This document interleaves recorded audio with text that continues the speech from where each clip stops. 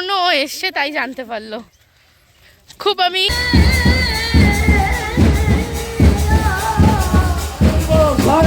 দেখো বেরোনোর সময় মোমো পুরো আমার সারা গায়ে বমি করে ভাসিয়েছে। আমি আবার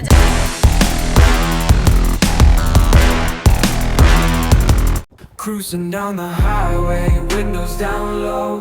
Sunset paints the sky in a fiery glow. Mountains rise up, touching clouds above. Valleys.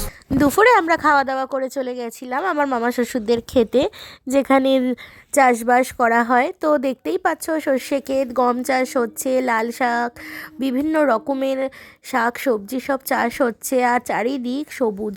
দেখে যেন মনটা ভরে গেছিল। এরকম তো আমরা খুব একটা দেখতে পাই না, তো ওখানে দেখে খুব ভালো লাগলো। আর ভাবলাম যেতে যেতে কিনা তোমাদের সাথে ভিডিওটাও শেয়ার করা যাক।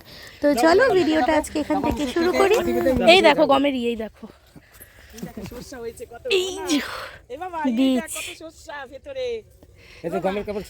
হ্যাঁ গমের শীষ এসছে, এই যে শীষ। সর্ষে ক্ষেতের মাঝে অরিত্র কেনাকাটা করছে।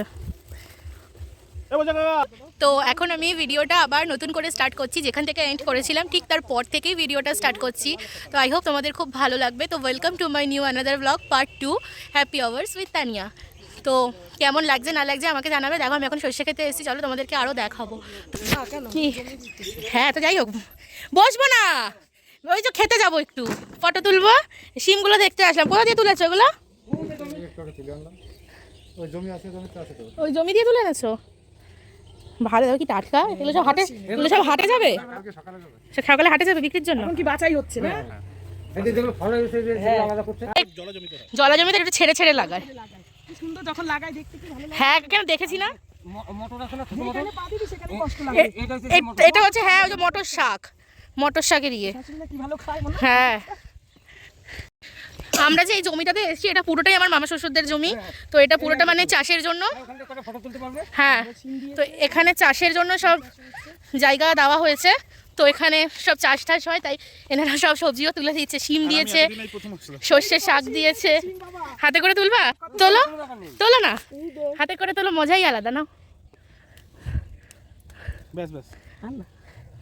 ভালো লাগলো খুব। আমি ডিফিকাল্ট রাস্তা দিয়ে যাচ্ছি।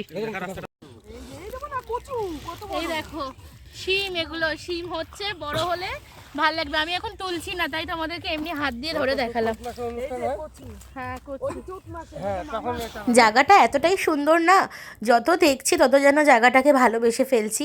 তো দেখতে পাচ্ছ তো আমি এখন কোথায় ঢুকছি, সর্ষে ক্ষেতের মাঝে কিন্তু আস্তে আস্তে প্রবেশ করছি। তো তোমরাও চলো আমাদের সাথে। তো দেখতে পাচ্ছ তো আমি কোথায়, পুরো সর্ষে ক্ষেতের মাঝে চলে এসেছি। যে পুরো ফুল ব্যাটালিয়ান চলে এসছে। এই যে রজনীগন্ধা স্টিক, রজনীগন্ধা চাষ হচ্ছে। মা আগে চলে গেছে। এখানে ঠিক করে না দাঁড়িয়ে হাঁটা যাচ্ছে না, এবড়ো খেবড়ো জায়গা।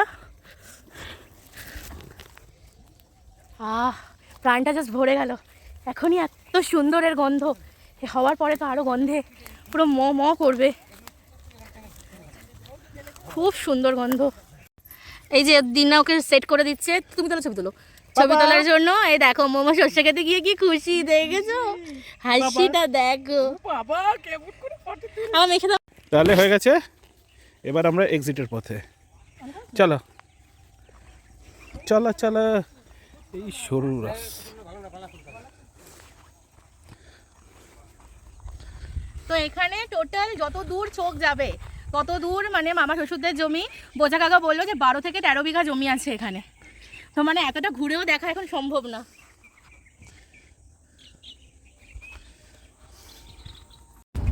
এখন সব কিছু ভেজাল, সেটাই বোঝা কাকা বলছে। গুড়ে বাবা বলতো এটা তোমার 10 কিলো গুড় দিয়েছি, 10 কিলোর পাশে আমারে দেবা। 100 গ্রামের বেশি হতো না, যখন মাপতাম ওই মাপাতে চুরি করতাম। গুড়ে নাকি আলু সিদ্ধ দিত ওয়েট বাড়ানোর জন্য, মানে দেয় এখন, সেটাই বলছে বোঝা কাকা। যেহেতু বোঝা কাকা এখানে থাকে, এখানে এসব হয়, তাই জানে আর এগুলো হয়।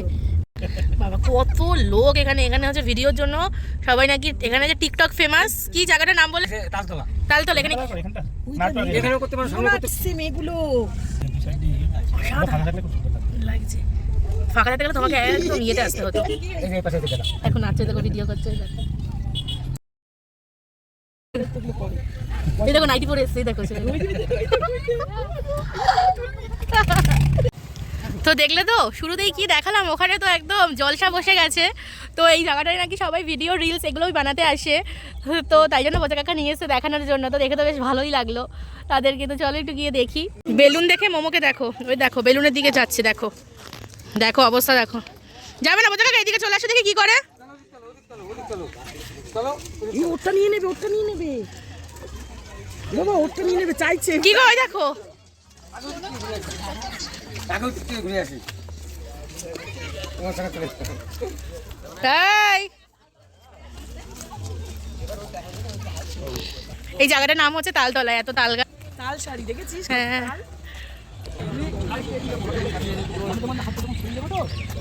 চলো তোমাদের দল ঢুকছে, দেখাবো কি হয়, দেখো।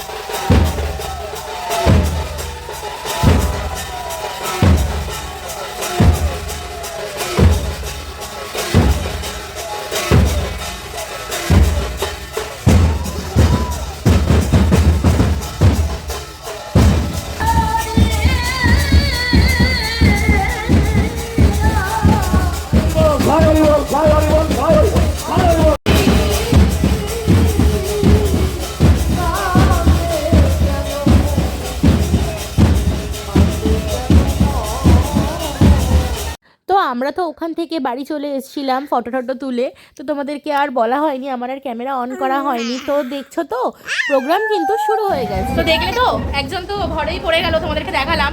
তো চেঞ্জও করে নিয়েছি, কারণ আর শাড়ি পরে ভালো লাগছে না, যেহেতু আমরা এখান থেকে হ্যাঁ অনেকটাই রাত্রে যাবো না, যাবো তো আসুক তারপরে বার করছি, নইলে নোংরা লাগবে তো।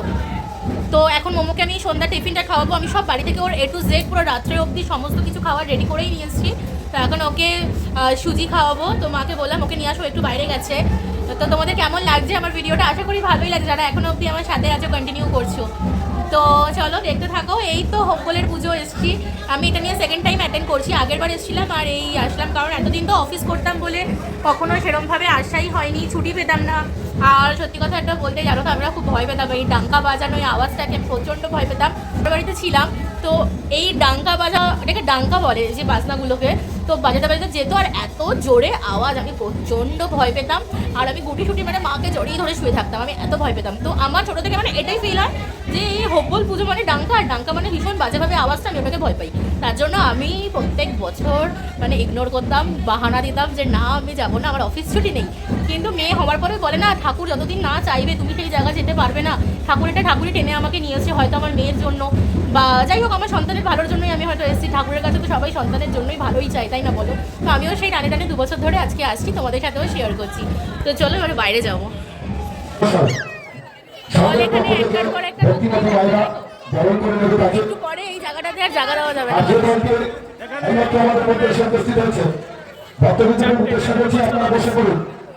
দেখা একটু সবাই তো নেই মানে আমি শুনেছি যে এখানে নাকি জায়গা দেওয়া যায় না,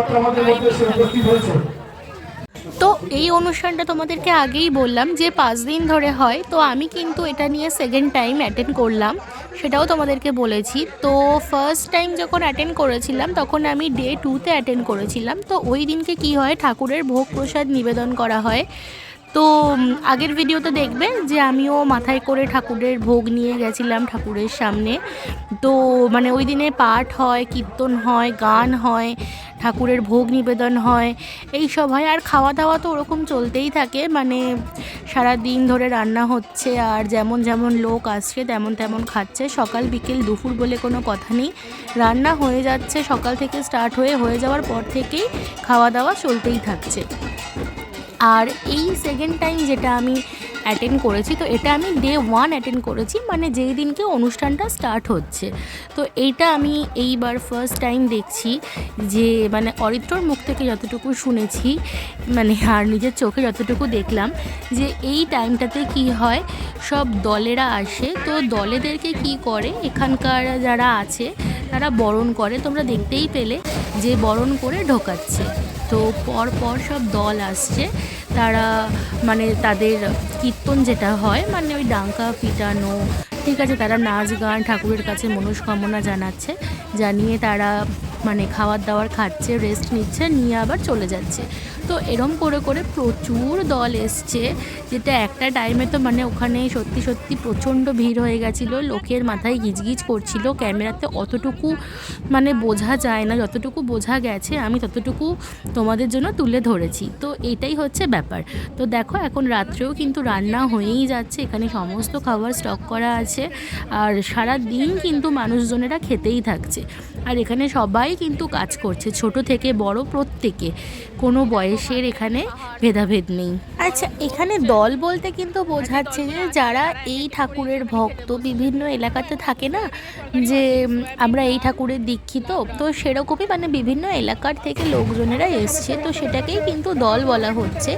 আমি যদি কিছু ভুল বলে থাকি, তোমরা যদি আমার থেকে কেউ এটা সম্পর্কে ভালো জেনে থাকো, তো অবশ্যই কিন্তু আমার ভুলটা ধরিয়ে দিও, কারণ আমি কিন্তু বলছি একদমই নতুন দেখছি। মানে বিয়ে হয়েছে 6-7 বছর হয়ে গেছে, কিন্তু আমি কখনো পুজোটা অ্যাটেন্ড করিনি, আমি এর আগের ভিডিওতেও বলেছি। আর বললাম না প্রসাদ নিয়ে যেটাতে আমি গেছি, ওটা কিন্তু আগের ইয়ারের ভিডিও, পারলে মেলা হয়েছে ছোট্ট করে, এই একটা দোকান, এই একটা। তো এখন তো আমি রাস্তা দিয়ে মেলাতে যাচ্ছি, পাশেই মেলা, মানে ওই এরিয়াটুকুর মধ্যেই এই পুজোটুকু হয়, আর যেখানে যেখানে জায়গা পেয়েছে সেখানে একটু মেলার মতো করে হয়েছে। তো রাস্তা দিয়ে যেতে তো পারছিলাম না, মানে প্রত্যেকটা দল ঢুকতেই থাকছে, আর ওদের ওখানে জায়গা দেওয়াটারও একটু অসুবিধা হয়ে যায়, তো সেই জায়গারও ব্যবস্থা করতে হয়। তো খুব ভালো লাগলো এই বছর। আর দেখো একটু ফুচকাটা খেয়ে নিই, মোমো খাচ্ছে দেখো। তো মোমোকে দেওয়ার পরে আমাদেরকে দেবে মোমো, তো ফুচকা পেলে বেজায় খুশ। আর মোমোকে ওই হেয়ারব্যান্ডটাও কিনে দিয়েছে মা। তো চলো একটু ফুচকাটা এনজয় করে নিই। ও হ্যাঁ, আর ওখানকার না রোল খেয়েছি, রোলটা কিন্তু বেশ ভালো ছিল, 30 টাকা নিয়েছে জানো তো, মানে এগ রোল, কিন্তু রোলটা খুব টেস্টি ছিল।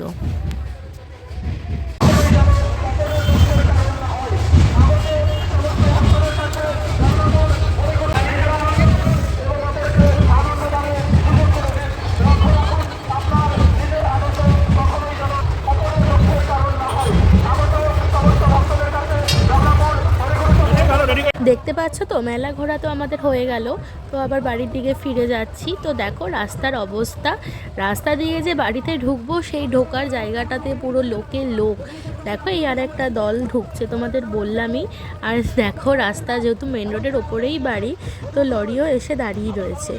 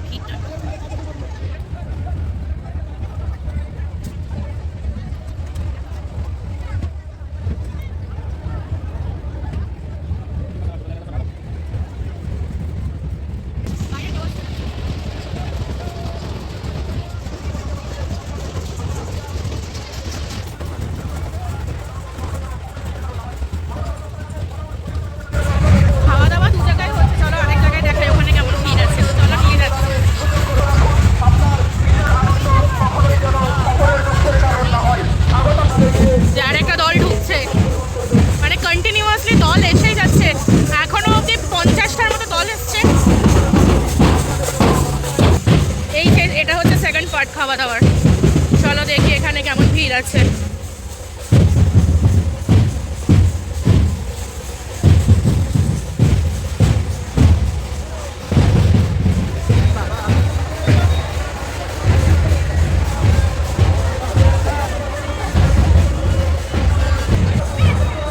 তো চলো, তোমাদেরকে আশা করি আমি দেখাতে পারলাম আর বোঝাতে পারলাম, জানি না কতটুকু আওয়াজ তোমরা শুনতে পারবে। তার কারণ হচ্ছে এখানে এত ওই ডাঙ্কা বাজছে, তো শব্দ হচ্ছে। তো এখন তো অনেক কম লোক, মানে দলেরা আসছে, খাচ্ছে, বেরিয়ে যাচ্ছে, তার জন্য এবারে সেই গ্যাঞ্জামটা নেই। মানে অন্যবার তো মানে মারামারি লেগে যায়, এত লোকের সমাগম হবে। তো চলো এবারে আমি ঘরে যাই। তো চলো এবারে বাড়ি যাচ্ছি, বাড়ি ফেরার পালা।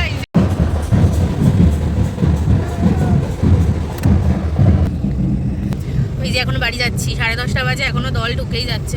বেরোনোর সময় মোমো পুরো আমার সারা গায়ে বমি করে ভাসিয়েছে, আমি আবার জামা চেঞ্জ করে আমাকে আসতে হলো। হ্যাঁ, এই যে। ঠিক আছে, চলো ভিডিওটা এখানেই এন্ড করে দিচ্ছি।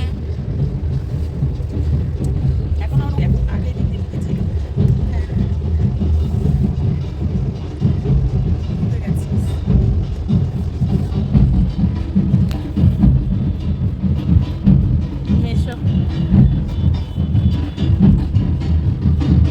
ওই যে টাটা করার জন্য উঠে পড়েছে। টাটা।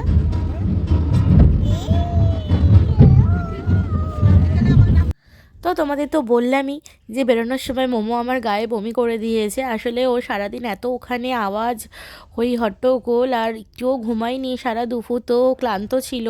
তো ওর মানে হজম হয়নি রাত্রে ডিনারটা, তো ওটাই পুরো দুধ রুটি আমার গায়ে বমি করেছে। তো ঠিক আছে, যদিও বা আমি কোনো জামা কাপড় এক্সট্রা নিইনি, ওটাই আমার একটা অসুবিধা হয়ে গেছিলো। আমারই ভুল, আমার উচিত ছিল ছোট বাচ্চা যেহেতু আছে সাথে করে আরও দুটো এক্সট্রা নিয়ে নেওয়া। তো যাই হোক, আমি আবার কোনো রকম শাড়ি পরে চলে আসলাম। দেখতেই পাচ্ছ আমরা বেরিয়ে পড়েছি, রাস্তায় আছি। তো রাত কিন্তু অনেক হয়েছে, 10:30 বেজে গেছে। তো চলো ভিডিওটা আজকে এই অবধিই রাখছি, আর তোমাদের সমস্ত পুজোর রিচুয়ালস বললাম। আশা করি তোমাদের ভালোই লাগবে এই পুজোটা। তো যদি আমার কিছু ভুল ত্রুটি হয়ে থাকে, বলা নিয়ে, দেখানো নিয়ে, যদি আমি কিছু ভুল ইনফরমেশান দিয়ে থাকি, তোমরা যদি জেনে থাকো এর সম্পর্কে, তো অবশ্যই আমার ভুলটা ধরিয়ে দিও, কারণ আমি কিন্তু 2 বছরই পুজোটা অ্যাটেন্ড করেছি। তো চলো, রাত তো বললামই অনেক হয়েছে। দেখা হবে নেক্সট ভিডিওতে। ভালো লাগলে লাইক করে দিও, কমেন্ট করে দিও, শেয়ার করে দিও। Tata, good night.